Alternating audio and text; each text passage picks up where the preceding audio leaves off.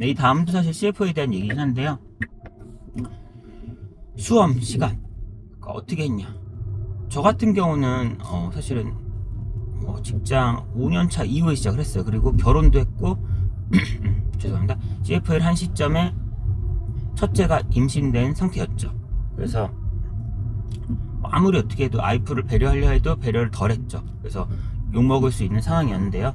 험난했어요. 그러니까 사실은 결론은 하루라도 일찍, 예를 들어 대학생일 때 조금이라도 더 해놓는 게 분명히 도움이 되는 것 같고요. 시간이 점점 더 시간은 없는 것 같아요. 연애할 때도 바쁘지만 결혼하고 애를 안 낳으면 좀 안 바쁠 수 있는데 애 낳고 이러면서 저도 이직도 그때 그 과정에서 CFA 공부하면서 이직도 몇 번 하고 애도 있고 이러다 보니까 진짜 험난했어요. 그래서 사실은 일단은 좀 더 미리 하실 수 있으면 미리 하는 것이 훨씬 좋겠다는 것이고요. 오늘이 제일 빠른 날이다. 그런 거죠. 일단 근데 저 같은 경우는 결론적으로는 해야 되죠. 해야 되니까 영어도 제가 약하고 경영 베이스도 아니니까 저는 진짜 제일 공부량이 그러니까 공부해야 되는 사람 중에 제일 많이 해야 되는 사람이 저였던 것 같고요. 그래서 거의 평일에 항상 7시 반 전에 그 회사 쪽에 와서 저는 9시 출근 회사였으니까 그때까지는 그래서 한 1시간 반 정도 매일 아침마다 공부를 하고 절대적인 시간이 부족했거든요. 그러고 점심 때도 웬만하면 약속 안 잡고서 샌드위치나 김밥이나 이런 거 먹으면서 풀 1시간을 공부할 수는 없었지만 40분이라도 공부를 하고 저녁은 또 제가 그때도 제 마음대로 컨트롤할 수 있지 야근이나 이런 거 어쩔 수 없으니까 느낌상 그냥 야근을 일단 이틀 3일 한다고 쳤을 때 그럼 남은 이틀 3일은 좀 공부하는 식으로 해서 일주일에 한 2-3번 정도는 저녁에 한 7시부터 10시 정도까지 도서관 가서 또 공부를 했고요.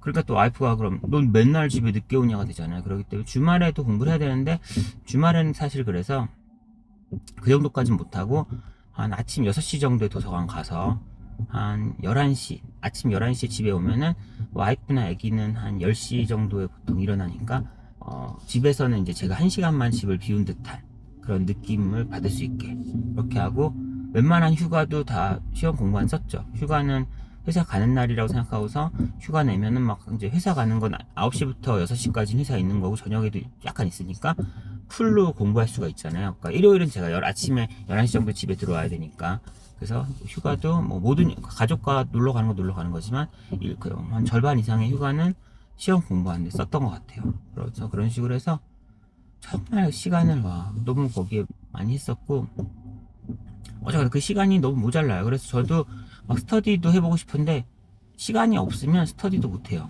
스터디도 최소 공부 시간 자체가 좀 부족했다 보니 정말 그 커리큘럼북이나 메인 수혜조 노트도 차분히 2번 3번 보고 싶었지만 정말 쉽지 않았고 그래서 또 그것도 했죠. 저는 출퇴근할 때 지하철 한 50분 타니까 그때 일단 동영상 강의를 그 전날 집중해서 동영상을 하나 다 듣고 나면 그걸 복습을 했죠. 머리 복습을 해야 좀 기억이 오래 가니까 사실 노이즈 캔슬링 헤드폰 큰 거 이렇게 끼고서 지하철에서 어제 뎁스이 뗐던 걸 한 1.6배 2배속으로 해서 머리에서 안 지워지게 계속 듣고 그리고 잘 때도 사실은 뇌리에 박아놓으면은 좀 좋지 않을까 싶어서 자면서도 사실은 들었던 것 같아요. 근데 이제 귀가 너무 나빠질 것 같아서 이제 노이즈 캔슬링 헤드폰으로 해서 소음을 줄이고 내 볼륨을 좀 줄여서 시끄러우면 볼륨을 계속 올리게 되잖아요. 그럼 귀가 나빠지는 것 같아가지고 결국은 좀 노이즈 캔슬링 그때부터 썼죠. 저 근데 소니 거 썼었는데